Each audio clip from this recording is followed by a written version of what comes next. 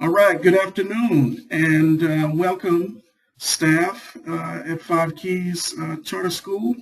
Welcome to the webinar titled Aligning Common Core State Standards to Adult Math Education.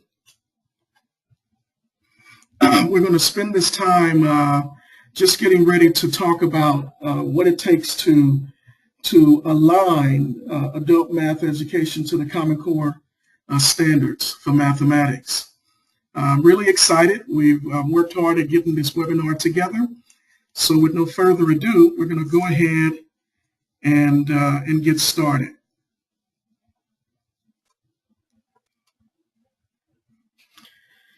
So again, my name is Chris Harrison. I am the co-founder of Inward Journeys Consulting, and want to first take the time to just go over some basic things in the chat area and talk about the presentation format. So first, let's talk about the presentation format. If at any time while I'm presenting, you will have the ability to type into the chat. So I've muted the audio and there will not be any video for this webinar. I will monitor the chat, and if you have any questions or anything, we will address the questions. The way the format will go is we'll deal with topics that are set in the presentation. I will have poll questions for you to answer. When we come to a poll question, what I'd like you to do is I know that you have several people in the room with you, just get some responses from the attendees in the room with you, type some of their answers into the chat. I will read your responses in the chat. And that's how we'll go back and forth with the engagement. So in addition to the presentation and the interaction in the chat, in terms of responding to poll questions, at the end of each section, we'll take out time to entertain any questions or comments that you all may have. So feel free, if you'd like, to type things into the chat as I'm moving through the presentation. I will respond to your comments in the chat when we arrive at that point of entertaining questions and comments in the chat. Does that make sense? You can type yes.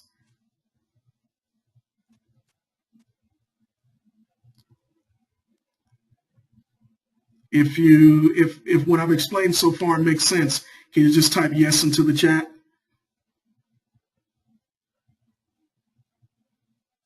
Okay, great. Thank you. So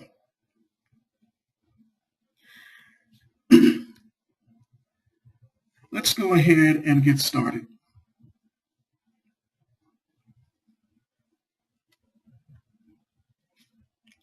If you have any technical problems, we will try to resolve any technical problems you will have.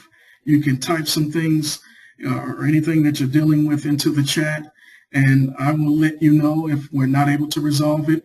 But always know that you also have an option to call GoToMeeting with that phone number. I'm going to leave that number up there so that you can write that number down. I'll wait about 10 seconds so that you can write that phone number down for tech support.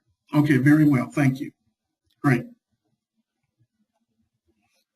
All right, so here we are. Here's the first poll question. I understand that you may have roughly about 15 people in the room with you. Can you give me a summary of what's the role of the different persons in the room, the teachers or the administrators, coaches? I'll wait and pause for about a minute or so for you to type that in there.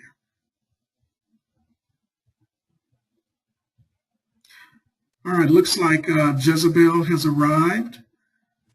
Greetings, Jezebel. Thank you for joining us. I will talk with you, Jezebel, while the other attendees are responding to the poll question. So Jezebel, thank you for joining us. Would you type into the chat and let me know if you can hear me, Jezebel, just by saying yes?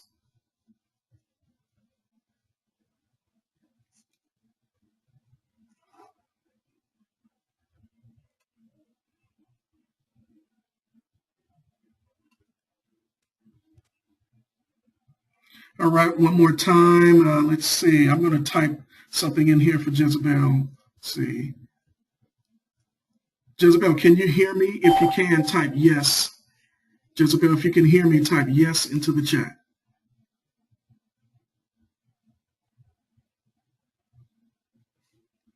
Okay, great.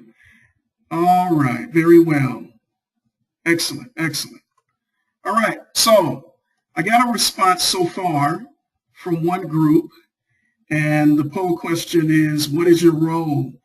And Jezebel, what we'd like to do is just get an idea of who's in the room with you. If you look into the chat, I believe you may be able to see it.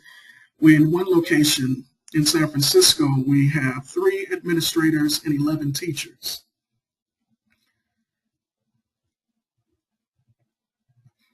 So Jezebel, if you could also give an entry of what's the role of the people in the room with you, just type it into the chat. You'd have to click the plus sign in the toolbox. Okay, you're waiting on 2 people? Okay, no problem. All right, so okay, they're all teachers, and then we have one administrator. Very well. All right, thank you. Let's go ahead and move forward. We have a lot to cover. So this is the agenda. We will talk about what it means to align Common Core state standards to adult math education. We will also talk about what it looks like to deliver standards-based instruction in an adult learning classroom. And we will deal with the area of creating an optimal learning environment for the adult learner. And then at the end, which is really a nice bonus, we're going to share with you some examples of tools and resources. If I have the time, and I hope I will, I might even go through some of those resources. I want you to know that some of these resources I will share with you will be websites. At the end of the presentation, you will receive an email copy of this PowerPoint along with the website hyperlinks. In addition to that, I will provide you with PDF documents of tools, instructional tools that you can use. So we're going to talk about the theory, we're going to move into practice, and then provide you with some things so you can get started and get ready for an exciting year. All right, so let's go ahead and begin with the first section of aligning Common Core state standards to adult math education. So here we are. We're at the point of a national dilemma, and it's a national priority here in the U.S. for Common Core state standards.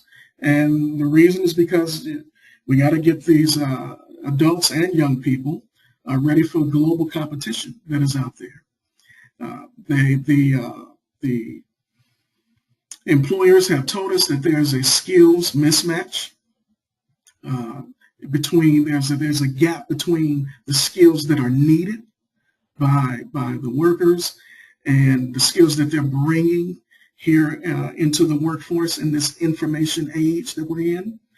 And also that there's a need to standardize teaching and learning across the states. So the response was that the National Governors Association Center for Best Practices and the Council of Chief State School Officers assembled together and brought teachers, researchers, professors, administrators together to establish Common Core state standards. We've heard about it for years, but here we are now. It is adopted. The Common Core state standards are adopted by over 40 states right now and still climbing in that number. So what are the existing efforts? The existing efforts right now are working on the greater priority right now is how to ensure full implementation of Common Core state standards at the policy state level, at the district level, and the classroom level. Today, we're going to talk about how do you anchor these standards at the classroom level. So that and the things that come to mind with all of those different areas, because implementation occurs at different levels, our PD training, curricular modifications, assessments, instructional shifts, and we're going to get into all of that today.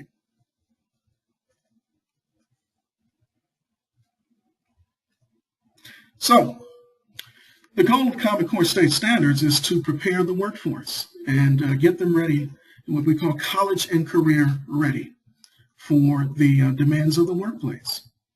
The workplace, we have some data that I will show a little bit later that shows that we're experiencing a shift in demand from routine jobs to non-routine jobs. Those routine jobs would consist of tasks where a person is, assembly line, everyday things that they do. Those non-routine jobs require a different set of skills like problem solving, working in teams, and creative thinking and things of that nature. So one thing I like to clarify is that Common Core State Standards is not a federal mandate, all right? So it's at least not yet. However, it's a framework of standards. And I've often heard some people refer to standards as curriculum, but we all know standards are not curriculum. And another thing to consider is that the Common Core State Standards do not reflect students' learning needs. And I don't know if that may be shocking, but I will provide you with a document that lists the Common Core State Standards for mathematics for adult education. And you'll notice that those standards are not reflecting the learning needs. They're just reflecting what students should know and be able to do. Neither will you'll find that the standards explain how to teach. The standards don't even communicate the full extent of the habits of mind or learning skills that students need to have to be successful in mathematics. All of that stuff is up to the teacher. And that's why we're having this webinar, to make sure that you're empowered with information, resources, so that you can continue to collaborate in delivering high quality instruction in mathematics to your adult learners. So let's go ahead and move to the next slide. Some of you may have looked at different resources that speak to the framework shift. I believe we provided you with an article for you to read, and that article spoke to the three pedagogical shifts that are required for the teacher to make. And the first let's deal with is focus. That is focusing on the standards, all right? And allowing those standards to drive the instruction. So that means it's going to be important to know what the standards are, all right? And we will talk about later on how to connect those standards to your daily lesson planning and instruction and assessment activities. The next pedagogical shift that's required for teachers with respect to Common Core State Standards is coherence. And when we say coherence, what we're talking about, you may have heard discussed in education before, one approach to teaching mathematics in particular is to go, a mile wide and an inch deep. Well, we're shifting away from that, all right?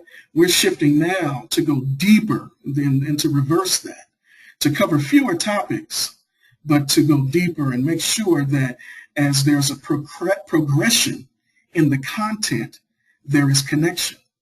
And to make sure that while your adult learners are learning new concepts, that you will be able to help them to make the connection between what they've already learned and how that's related to new skills and content areas that they're learning. So that's the coherence piece. And then the rigor. The rigor is key. I definitely want to spend time on defining what that rigor is.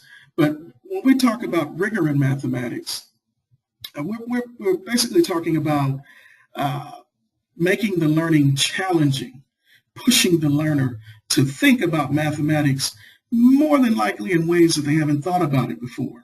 And by the mere fact that these standards, these Common Core standards, are driving the instruction, that makes the teaching and the learning more rigorous than in the past.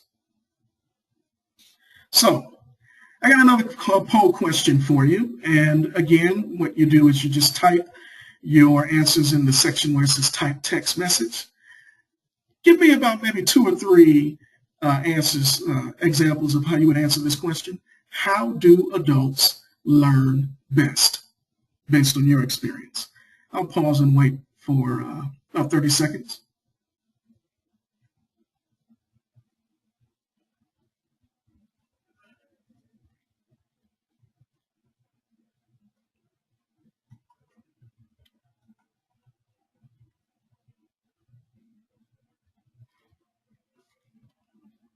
Okay, great. I see some answers coming in. I see, that's great. Let's see, we got here from, I think this is the group in Southern California, Los Angeles, I believe. Context, learn by doing, absolutely. Real life application, that's good. Making sure that the content is relevant. There we got real life examples, again, in application, and scenario-based learning. That's right, absolutely. Very good. Well, let's go ahead and dig deeper into adult learning theory. So here are some characteristics of what we know about adult learning theory. Some of the things that you mentioned in the chat may be listed on here. But for one, making sure that the learning is structured, that the instructor planned the learning, took the time to plan the lesson. Another piece is that adults like to know the benefits of the teaching. How will this benefit them? We see that adults are goal-oriented, all right? Typically in adult education settings, they're either focused on maybe a GED credential or high school diploma, and even moving on to maybe a 2-year or 4-year college, but they're goal-oriented. They want to know how is this going to help them to maybe pass some assessments, high-stakes exams. They like the instruction to be individualized, all right? They like to be able to make sure that that teacher takes the time to answer individual questions while at the same time facilitating group learning. Making sure that there's active participation, all right, that they're not just being lectured to, all right, but they want to make sure that they're engaged in the learning. And then meeting their various learning styles, whether they learn by audio or kinesthetic learners, hands-on, making sure that the learning environment is also supportive and encouraging and comfortable and safe for them to learn, whether they're making mistakes or being successful in the math learning. So let's take a slight pause here just to reflect. I just want to know, are there any I don't see any questions or comments based on what we talked about so far. I'll take a pause for about 10 seconds to see if there are any other comments that you'd like to make.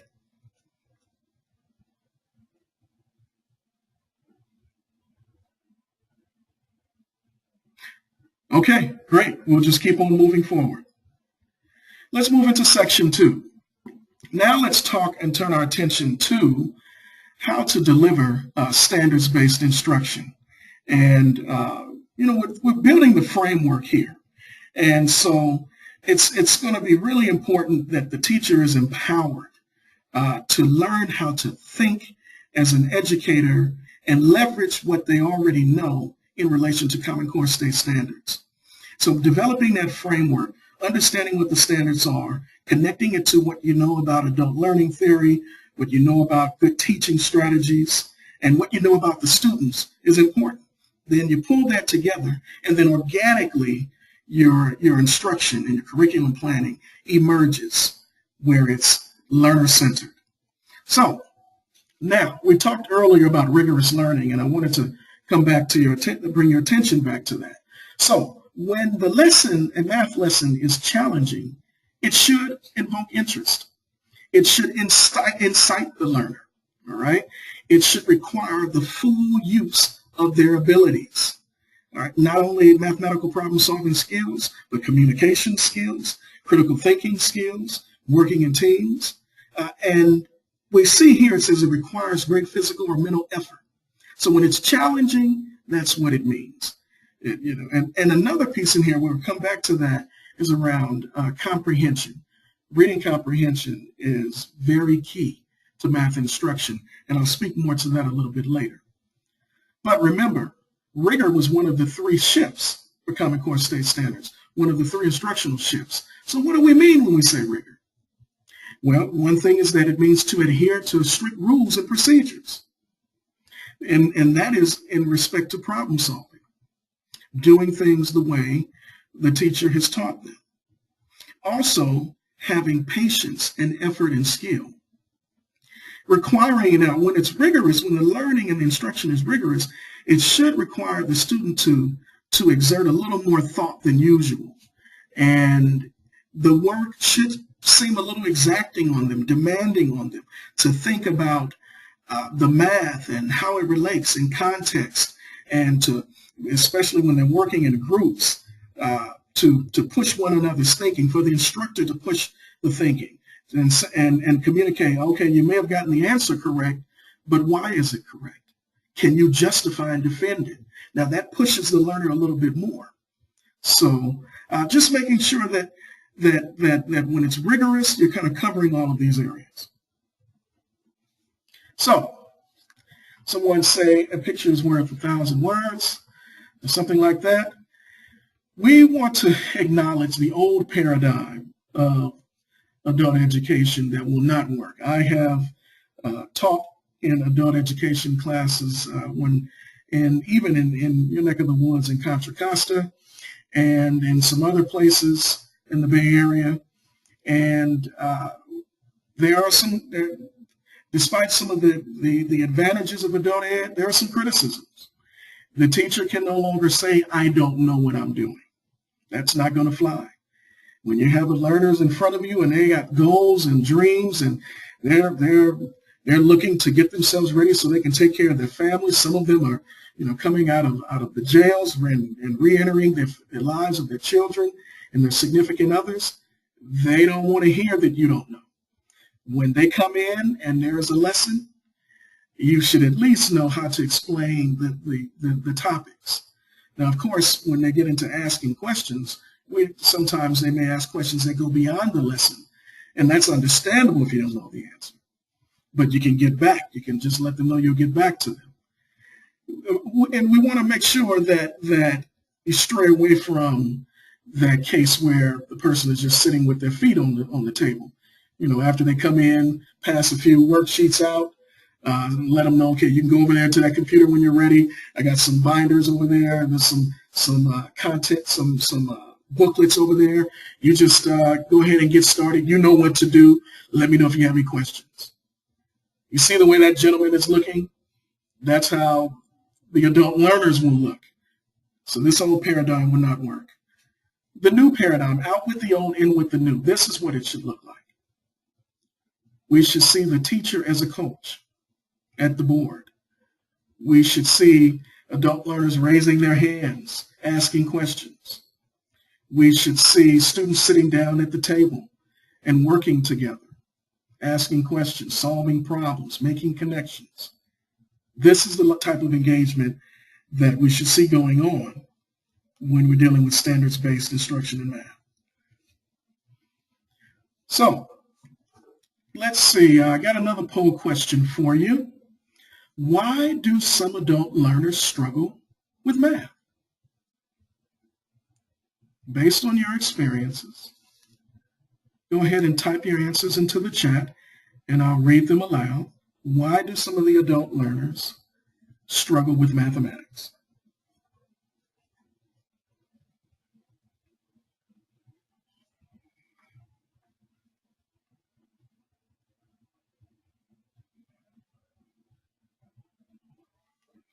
Let's see here. Looks like we're getting some responses in here.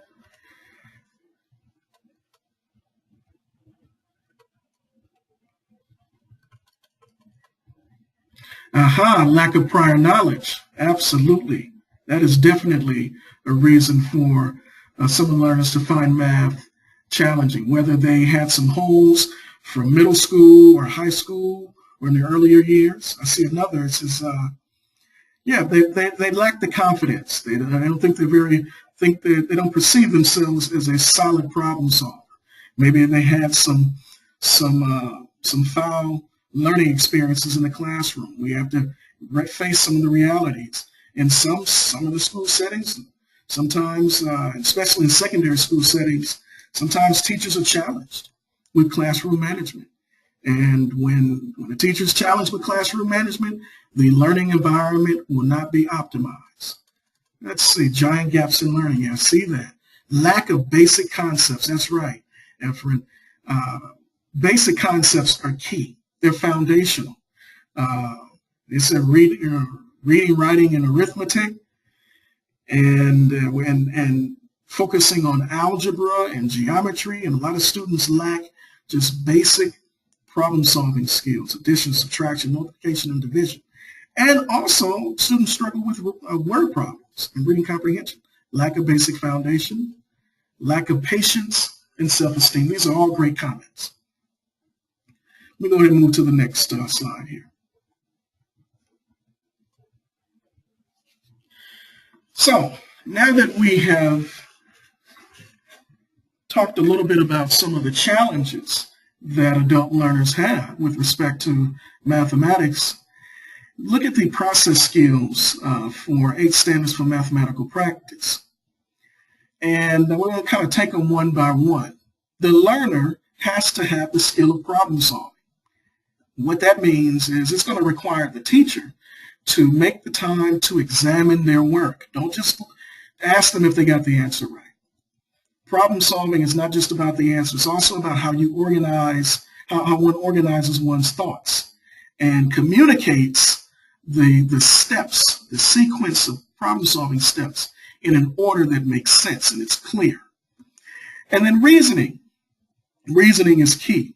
Being rational, being logical, being methodical, whether one is explaining a problem or make sure that their mathematical problem solving makes sense. Now, communicating is key. And being able to communicate what's going on in the mind of the learner as it relates to the task at hand. Now, the learner should be able to communicate what the task is, and then communicate what the strategy that they're going to use, because different problems require different strategies. And then communicate what the answer is and why the answer is so, and then even a step further. How does that relate to real life? When I was in the classroom, taught mathematics, elementary, middle, and high school mathematics for about 14 years, public, private, independent schools, and adult education. I would tell the students that, hey, it's not enough to get the right answer. In fact, it makes greater sense when you can articulate what you understand. And so if you can't articulate it, whether in written form and also verbally, you don't understand what you think you understand. Some students can just mimic the problem solving, as some of you may have found out, and still not know what they're doing and why they're doing it. And so that's why it's up to us to bring in the standards-based instruction to facilitate a deeper understanding, modeling the understanding with visuals, graphic organizers. It's key. These are kinds of things that they're going to be asked to do when they enter the world of work, and we'll get more to that.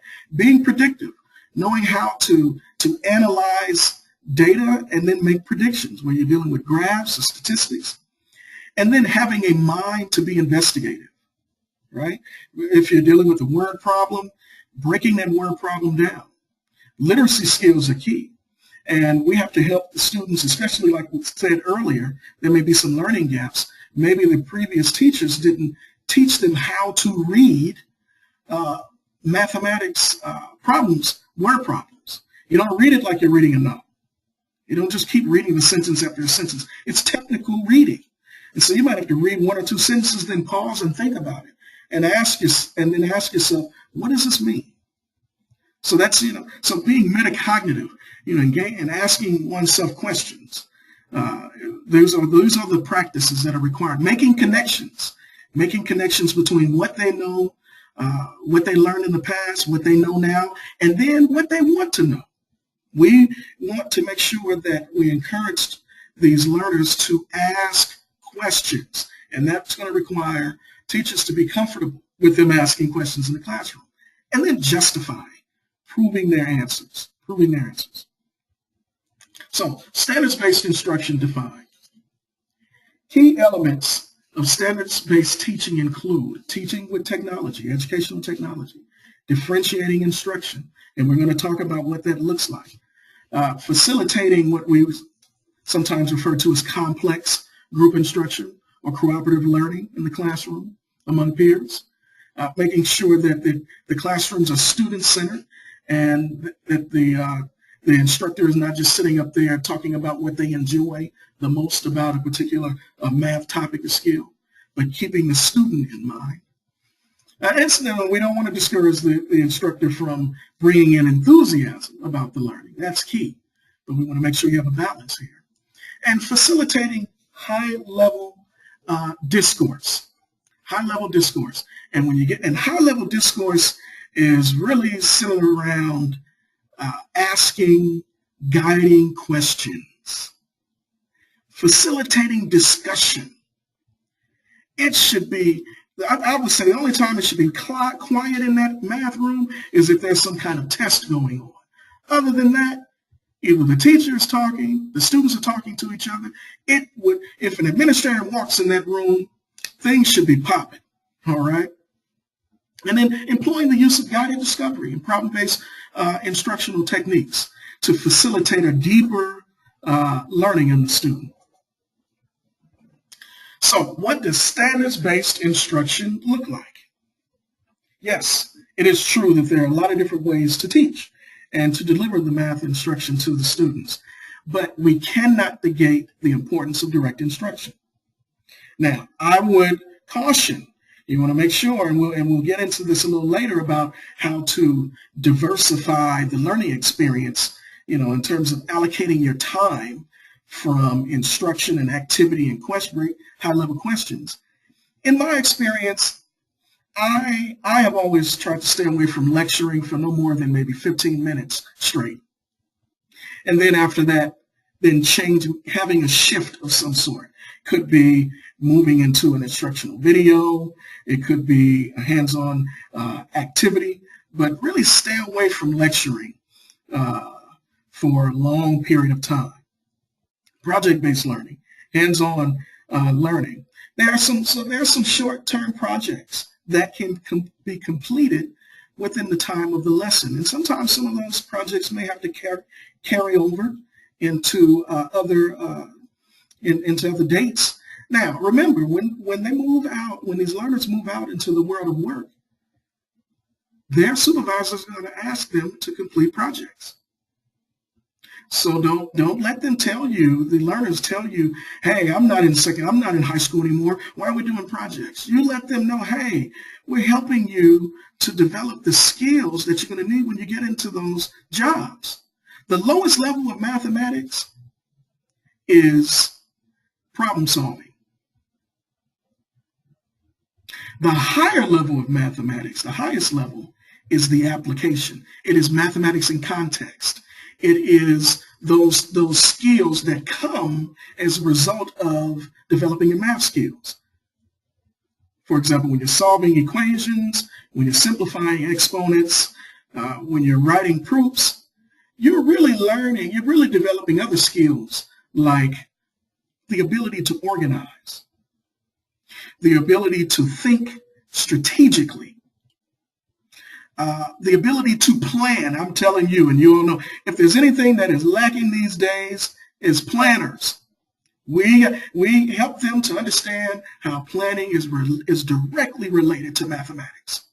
And let them know that's why employers are always gung-ho. They're quick to hire persons who have math and science backgrounds because they're methodical in their thinking. And when you move into middle management, you got to have those skills. Guided discovery.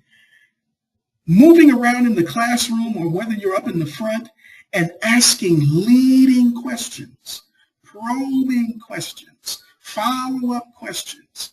Don't just ask close-ended questions, but open-ended questions. While some of you may send a student up to the board and put some problems on the board, and you might have two students up there solving the same problem. I think it's great to have a student who solved the problem incorrectly and correctly. Why? So that the whole classroom can compare the problem solving. You got to make them feel safe to do that, though. But it's good to be able to examine even problems, erroneous problem solving. We call that error analysis. We all know people get paid top dollars to find errors in different areas of work. Games, logic puzzles, brain teasers. Again, some of the adult learners will say, look, this is not high school. Why are we doing these games and logic puzzles? Remind them, mathematics is really about developing your mind, your mental muscle. And so logic puzzles, brain teasers, and game-based learning helps them to practice to think in this particular way. You know, like lifting weights. If you don't practice, if you don't lift those weights, you more than likely will not develop the skill.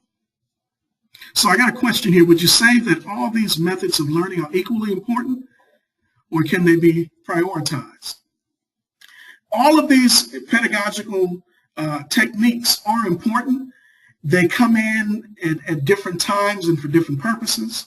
For example, if you're introducing a lesson to the students that they've never learned before, I wouldn't recommend starting off with a guided discovery lesson. Okay, you're going to want to get into, at least start out with some direct instruction. All right, you may even before beginning the lesson, show them a short 2 to 3 minute video that talks about the application of the skill and how it relates to real life. Go into some direct instruction. And then later on, when you're doing a review, you may get into guided discovery. So, and then technology-enhanced learning materials, they come in, they're purposeful. And I promise you, I have a tool that I'm going to show you where I put together a monthly instructional plan where you can see how to diversify these pedagogical techniques in one particular day and across several days and across several weeks. So that's a great question. And definitely, I just want to make sure that we will show you, so direct you to some websites that provide resources on project-based learning for math. Definitely, that is included in here. Let me go ahead and move on. So here we are. As you notice, I highlighted inquiry-based instruction in red because I want to devote more attention to that, because that's really key to this learning here for Common Core State Standards in mathematics.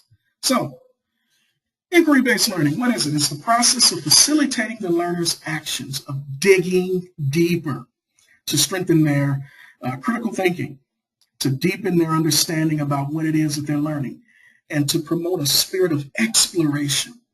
We want to get them back to how they were when they were young, when they weren't afraid to fail. Let them know failing is a part of the mathematical and scientific way. Sometimes you fail your way to success. And so we have to keep reminding them. But the path to inquiry, again, is asking questions, making meaning. The instructor has to be the facilitator to facilitate the process of making meaning and solving problems, and then reflecting.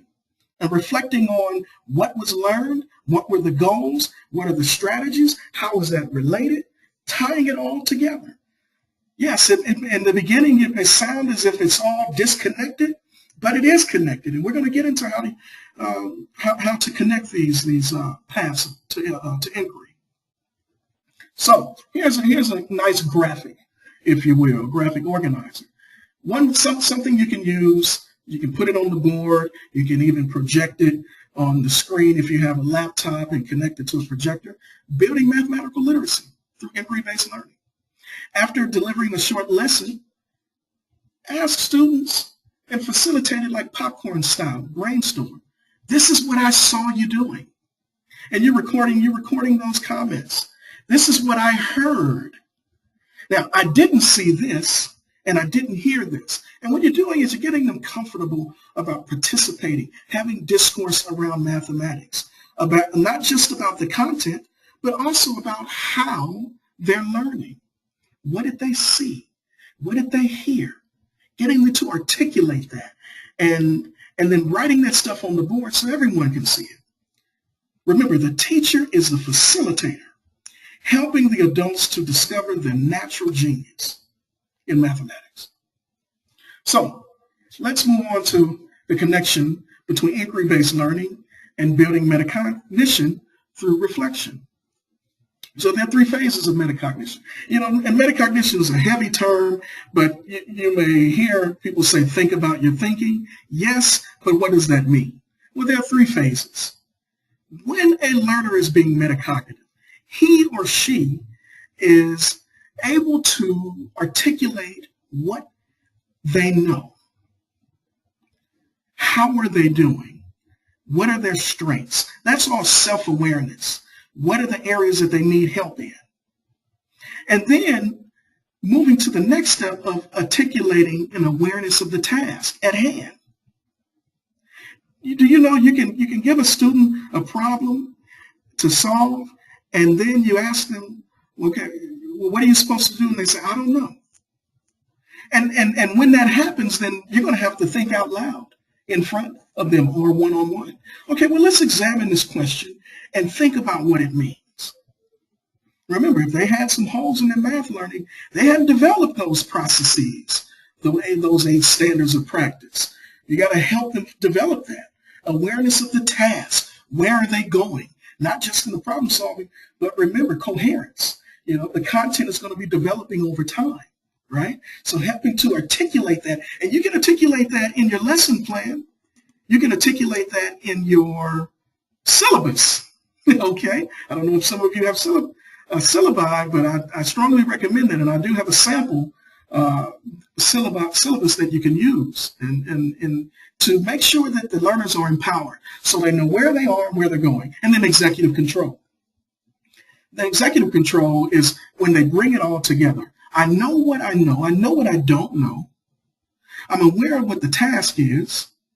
And I know what strategies I need to employ. And now I'm ready to get started. So they synthesize all of this. Self-regulated learning plus reflection is what leads to metacognitive thinking. All right. Summative informative assessments.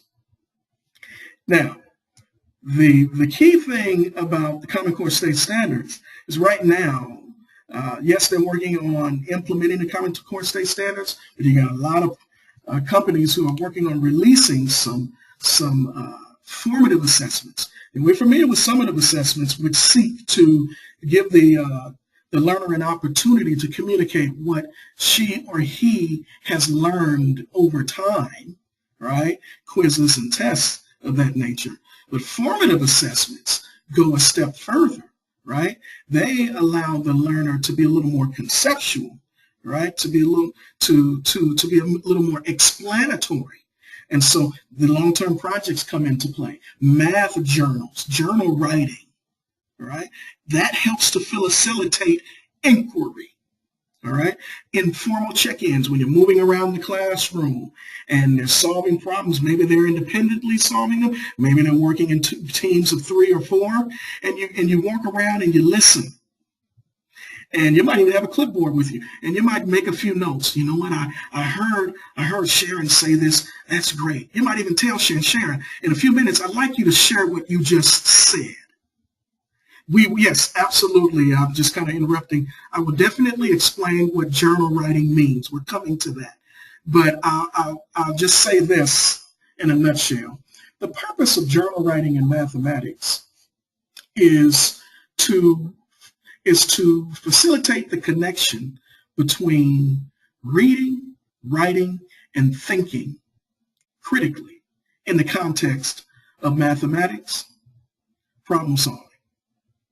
And so the job of the instructor is to facilitate that learning by guiding them with questions, probing questions that are sequential and that are developmental. And I will definitely share with you a way of how to connect a question. I have a template of how you can connect the question to the problem, to the steps, and what they know. So yes, definitely, we're going to look at that. Great question. All right, so let's see. I'm going to pause again and see if we have any other questions here. Let's see here. I'm looking through some of the questions. Do any of you have any other questions right now or comments that you'd like to make? Let me know how this is going for you. Any questions or comments? 5 seconds. How do you integrate? Ideas on how to integrate. Now, okay, for independent study, yes, okay, definitely. So I'm going to write that down, and I will make sure that we move into what it looks like to integrate. So let's move on into creating an optimal learning environment, and I will address that question around how to integrate math learning. And I think you may even mean across different content areas. Is that the case? Can you give me a yes or no, or give me more explanation about how do you integrate?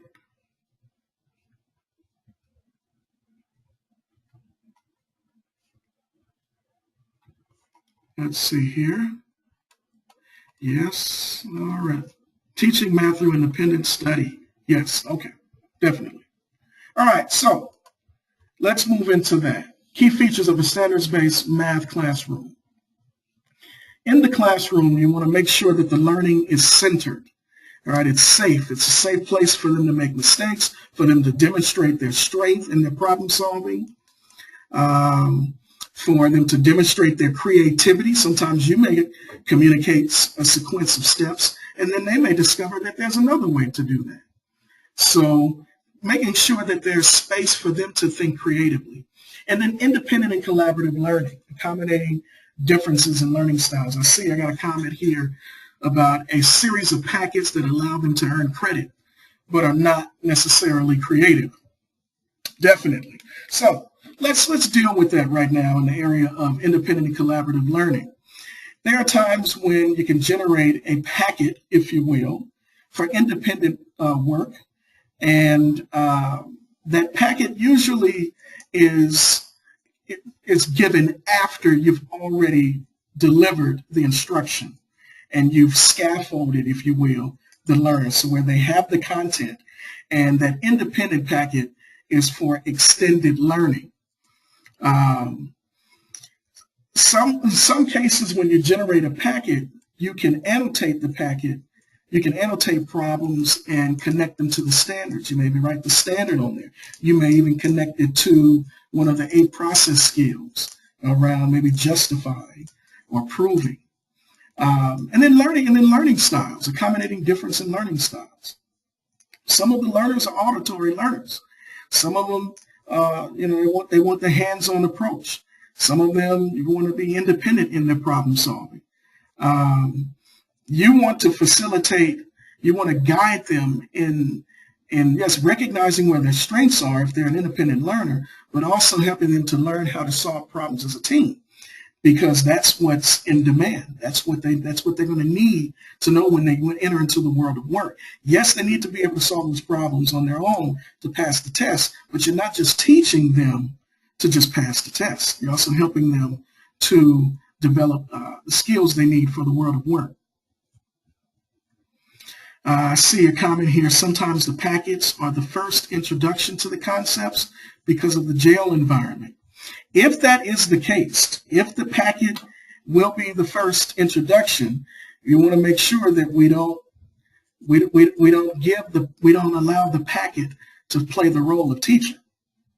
The packet is a tool for learning, or a medium through which learning will occur, but instruction still has to occur. Moving them through the zone of proximal development, I just want to say, usually, when the learner is beginning, they may not understand the concept. You scaffold them, you build their confidence, they understand, and then they reach a point, and then they say, I don't need any more help. I got it from here.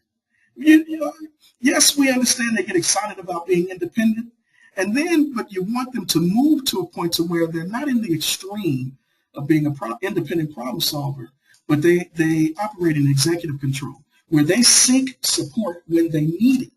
They seek support when they need it.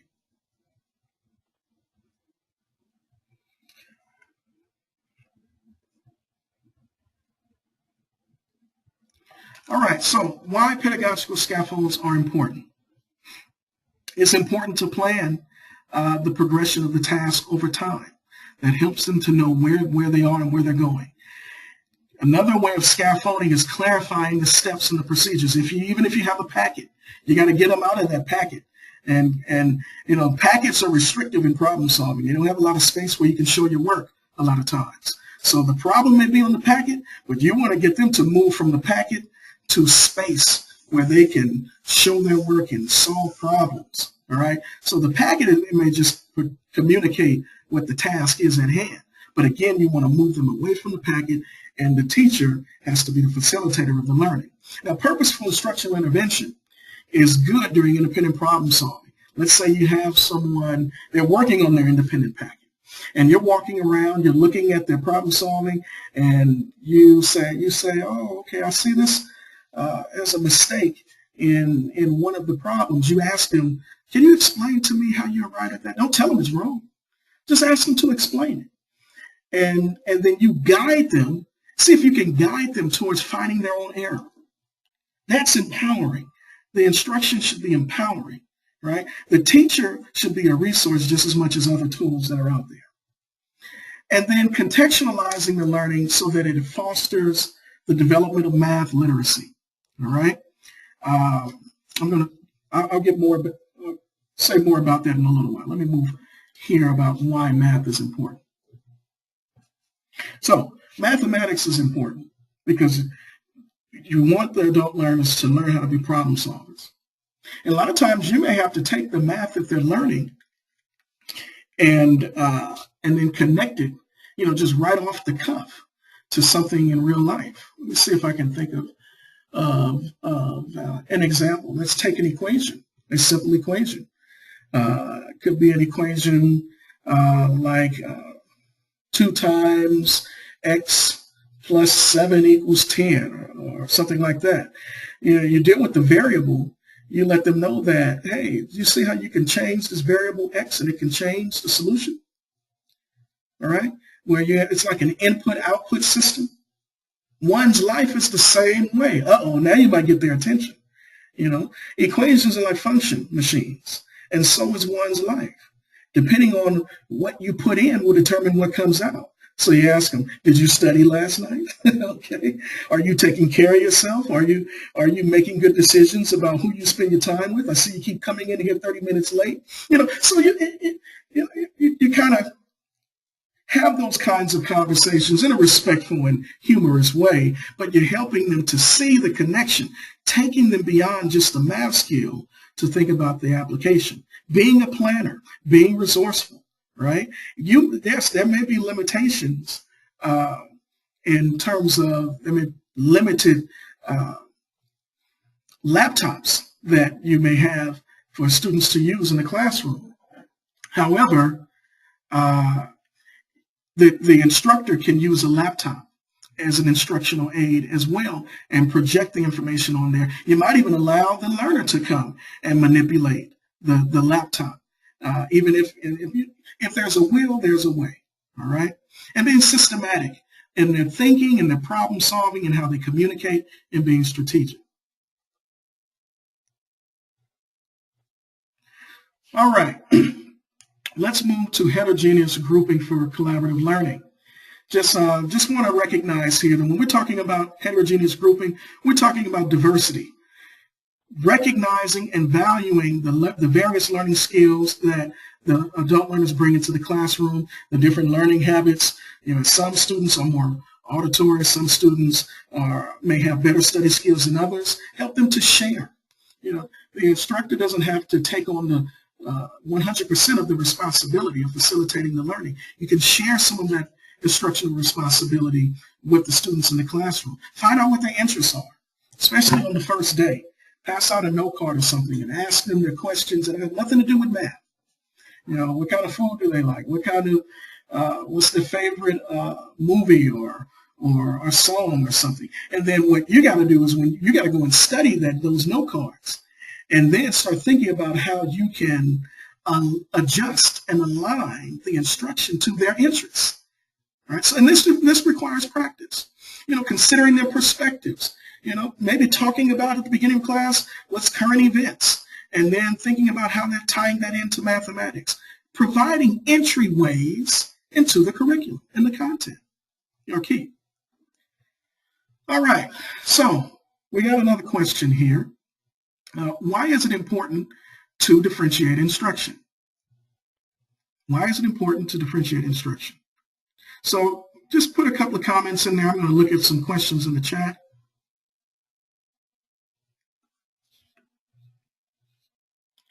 I will also give a basic response to the question, what's the difference between Common Core and content standards?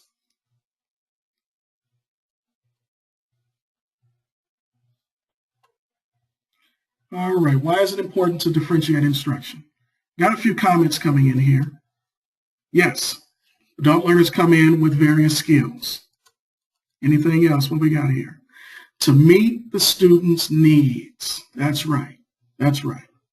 Needs-centered instruction. All right. So I'm just going to give a simplified answer to the question, what's the difference between Common Core and content standards? Well, you know, your content standards usually are developed, they're state developed, right? And sometimes they're driven by what curriculum developers put together, all right? There's a focus on content, what they need to know, but the Common Core is one of the distinguishing characteristics is that the standards are standardized, if you will, across states, right?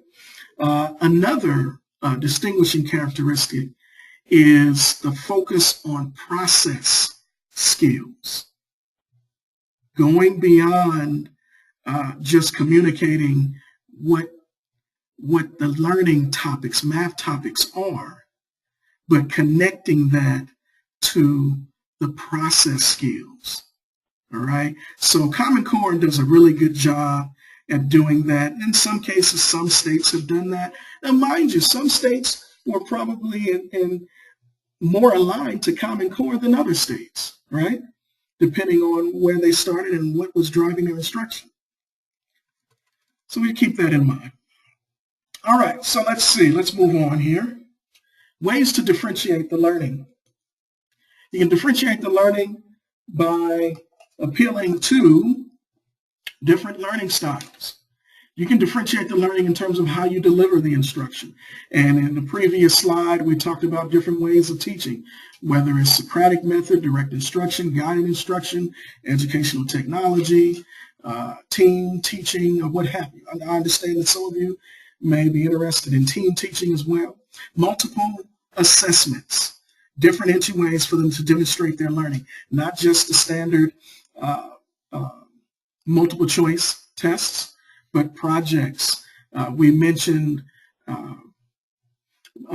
math journals, and I'm going to show you an example very soon. Error analysis is another way, not just focused on the answer, but understanding why a problem is incorrect, and sometimes giving them a problem that you solved incorrectly on purpose, and asking them to find the error and correct it. Let's see, another is inquiry and reflection, videos and PowerPoint presentation. You can differentiate your learning in various ways. So, Partnership of 21 put together this great visual, and you see those 21st century skills. Common Core, that's another distinguishing characteristic of Common Core versus content standards. These Common Core standards were heavily influenced by the workplace, all right, this time, all right? And the workplace told us what types of skills they wanted the the workers to come in with. So they want them to have critical thinking skills, teamwork, to have technological literacy skills, life and career skills. So learning goals in a math classroom, I'm just showing you some of these learning goals. It's important to articulate these learning goals in your lesson planning, real life application, what the learning habits are, all right? I'm just going to kind of move and speed it up a little bit. We're moving a little close. Now, this conceptual versus procedural understanding, I want to spend a little time on that. Conceptual understanding deals with word problems and visuals, all right? And the procedural deals with those types of problems that are more focused on the sequence, the algorithm, the steps. But you want them to have a balance between the two, right? So we have three phases of mathematical understanding that each adult learner should seek to develop. Some of them may be good at solving problems, with respect to a math sentence, but they're not so good with word problems. Some of them may be good with the word problems, but they struggle with the visual and the models. The goal of the instructor and the teacher is to facilitate the learning in such a way that they become a well-rounded mathematical problem solver. All right, so I am going to skip that poll question right now. I want to move into anchoring, what it means to anchor Common Core into your daily planning. So your micro and macro planning, when you're planning your lessons, that's what you do with your daily structure, your warm-up, your class notes, your test prep, class activities. And then you kind of you back up a little bit in the macro with your weekly rotation routine. I'm going to show you what that looks like in the next slide. And you diversify some things. You may focus on high-level questions one day, pair shares another day, independent group work or board work. I'm skipping the question for the sake of our time so that I can get to some of these tools. Great. So could you type in some instructional resources that you use to teach math? Go ahead and just type those into the chat, maybe 3 or so. I'm going to wait about a minute while you do that. What type of instructional resources do you use to teach math, whether you're in some of the jails or outside of the jails? I just want to get an idea of what are some of the existing instructional resources you have access to deliver math instruction.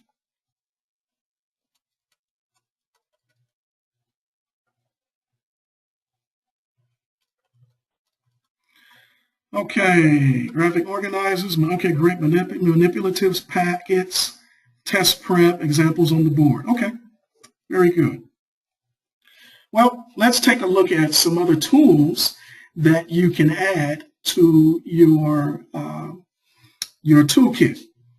I would definitely encourage you to introduce them to using scientific and graphing calculators. We're in this information age and this technology age, and help them to understand the power and the rationale for using a calculator. There are some educators who are now advocating for calculators to be used a little bit more because it helps to amplify the problem solving and solve problems a little bit quicker. And if you're dealing with a graphing calculator, now you're getting into modeling. If you don't have a smart board, of course, you can use your laptop and project anything you're using on the website onto your board. And then, of course, helping them to engage in internet research with some projects, showing some videos, instructional videos in the beginning or the end of a lesson or midway in the middle of the lesson. Now I want to get into some instructional tools, some examples, some things that I've talked about, I've been promising to show you, all right? With about 15 minutes left, you're doing great, but I do want to show you some of these tools. So let's see what we got here.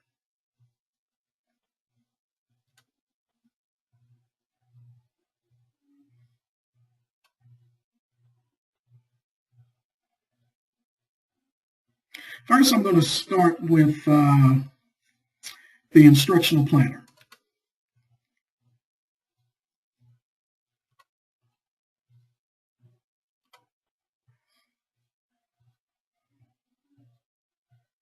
All right, very well. Let's take a look at this instructional planner. This is what I was promising. Notice that we have different days of the week, and you sort of diversify how you plan to deliver the instruction. So notice the warm-up on Monday is different from the warm-up on Tuesday, Wednesday, or Thursday. And one time you may deal with test prep as a warm-up. Another day, maybe Friday, you may deal with some brain teasers. Classwork, you may deal with math practice. Some of the curriculum provide tech labs, if you will, or projects. You may devote a particular day of the week to solving problems through projects, math puzzles, and then think and discuss. Think and discuss is just a title I use to refer to mathematical journal writing. So I'm just going to scroll down slowly, and you can notice how it changes. Notice on Monday in the third row, the warm-up, that you're using an overhead projector as opposed to a video in the second row. So let's take a look at another document. I'm going to show you a sample lesson plan. Let's see, we can get that to show up here. Now, here's a sample lesson plan. Now you're dealing with the detailed, and what does that look like in your sample lesson plan? You communicate what the lesson title is, you communicate what the learning goals are, what the assignment is, if you assign homework or not, I don't know. Now look at this. I will provide you with some online instructional videos. You can even direct them to some videos that they can use and access at home. And then now here it says content, California standards, but this is where you can even connect the daily lesson to the Common Core standards by just copying and pasting the standard, all right? And you can write this information on the board. A lot of administrators like to see this information projected on the board because it's being transparent about the teaching and learning. Let me go ahead and get to the journal right. Well, wrong one, let's see here. Math inquiry sheet, there we go. Let me go ahead and share that with you. Now, this is a great resource. It's a math inquiry sheet I created. And notice in the 4 quadrants here, on the left side at the top, define what the problem is. That's where the learner copies the problem and pastes it there. They're going counterclockwise. Then they show their problem solving right here. So the steps are right here. This is one problem. You would use this graphic organizer for one particular problem. And then you scroll back up to the right side. Now you ask them to write down the steps that they went through in solving the problem. Okay, see, now you see it happening. You got your mathematical understanding, and then you got your word sentence, if you will. And then you get them to be a little more reflective. What must I do to remember? List 2 or 3 things you must remember. And so you give them one problem, maybe 10 minutes or so to solve, to complete this, and then you collect them. And then you examine the work, and annotate it, and then pick a few to discuss the following day. All right. I am going to share one more thing with you, which is sample journal writing. This is another way to build literacy. It's another way to build literacy. Great. There we go. And this is something that you can use, and you can use something like this at the beginning of the year, maybe in the middle and toward the end, where you gather data. You're a researcher. You're gathering information from your learners. This is how you're able to individualize your instruction. What areas do they need to improve in? If you collect assignments, see if they're organized. Are they keeping track of their assignments or not? How often do they study? All right. So, and then maybe later on, when they're working on problems individually, you meet with them, and then you function as a counselor, if you will, or an academic advisor. And you start talking to them about some of the comments and giving recommendations. So all of this is a part. That's the coaching element in this math instruction. Okay, I am going to now move on to some particular websites. Now, before I do that, there's another resource I want to share with you. I think just so you can look at it. Let me find that. And a lot of times learners say, well, you're teaching me the math, but you're not teaching me how to study. So let's see here. There's a tool that I have on how to study, and I'll get more. I'll just make sure, because I'm running out of time, I'll include that later.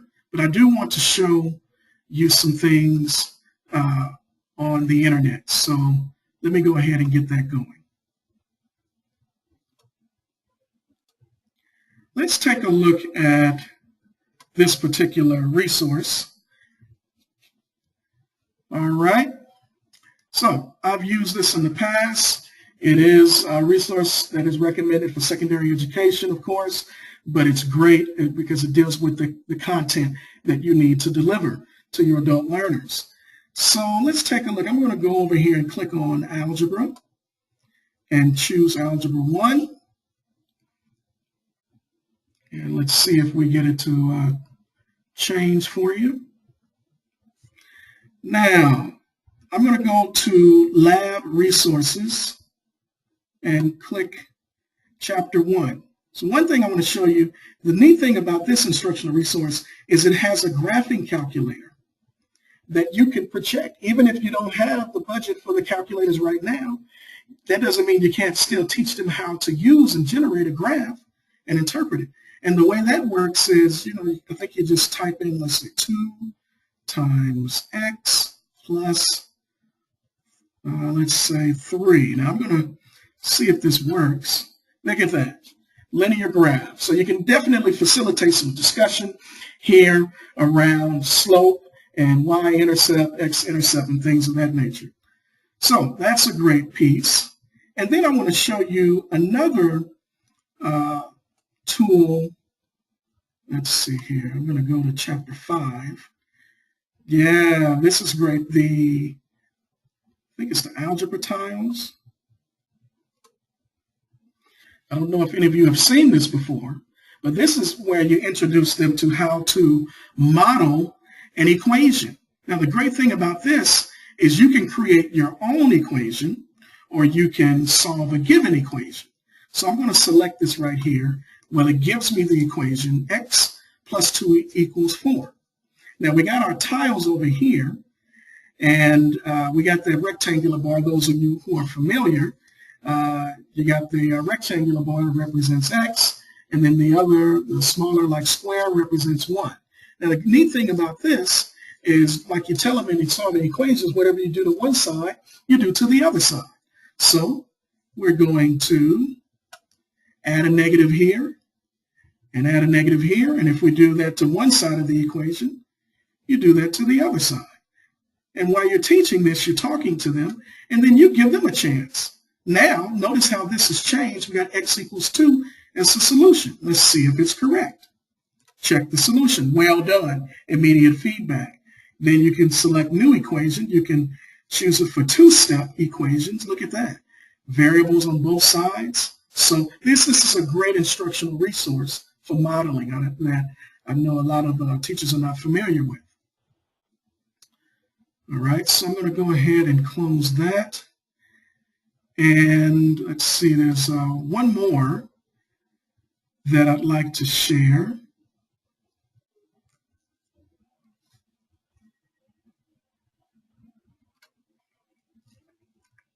Now, this is what I want to show you. I will provide you at the end, make sure you get access to this, resource. In fact, it's called College and Career Readiness Standards for Adult Education. Just came out in April of this year. And the standards are in here. I'm just going to kind of skip around a little bit. So bear with me. Now, this is put out by the Office of Vocational and Adult Ed, U.S. Department of Education. Let me skip around a little bit.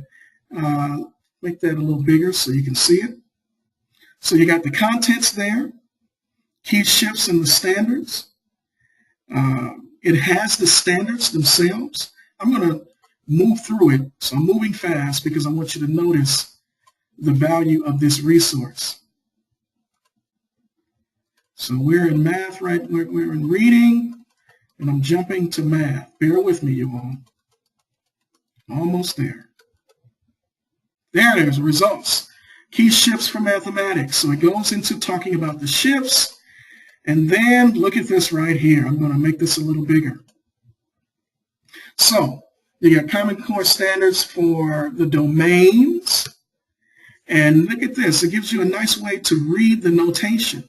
It says the citation at the end of each standard identifies the grade, the domain, and the standard. So 6.NS.6a refers to grade 6, if you will, number sense, and then standard 6a. So let me show you. Now, you got your standards of practice right here, which is what we covered a little earlier, the 8 standards of practice. And then you get into the standards. That's where you can get them from. And you can include them in your lesson. All right, so I will make sure that you get access to that. That is the extent of some resources I wanted to demonstrate. When you receive the PowerPoint later on today, you will get access to some other resources on the web. Look at this here. This is actually right here, the web link to Common Core state standards. Let me get that to show for you. Let's see here. I think you can see it now. There you go. So you got the Common Core state standards for adult and math education. Here's another resource for interactive websites, web-based math learning, coolmath.com. Look at this, exemplary standards-based math instructional videos. So you can see what standards-based instruction looks like. And there are a lot of different videos there. Then there's content-focused math teaching videos, all right? One focus or a set focusing on content, another on the standards. And then you got your comprehensive online math curriculum. That resource I showed you earlier, the first one with Holt, Reinhardt, and Winston. This is the web link to get there. And then I'm directing you to California's additional Common Core state standards resources, the California Department of Education. So we are just about done. This concludes the presentation. I am going to, give me 1 second, I'm just setting up a few things here. Let's see here as we prepare to wrap it up. All right, looks like we're about to conclude. I thank you all. We did our best to try to answer as many questions as we could. We covered, I think, about 95% of what I wanted to cover in this webinar. I hope you found this webinar engaging, thought-provoking. I would imagine that it will prompt you to want to have some more discussions. I do recommend continuing with this type of professional development in the form of professional learning communities. You know, we skimmed over a lot, but it should be great in terms of answering the question, how do I integrate Common Core state standards in my adult and mathematics classroom? So with no further ado, thank you for attending the webinar again. And I am going to conclude and close the webinar out. You will receive the PowerPoint slides and some of those PDF document attachments as well. I will send them to America, and America, I believe, will share with them with the rest of the instructional and administrative team at 5 Keys Charter School. Thank you. Have a good day.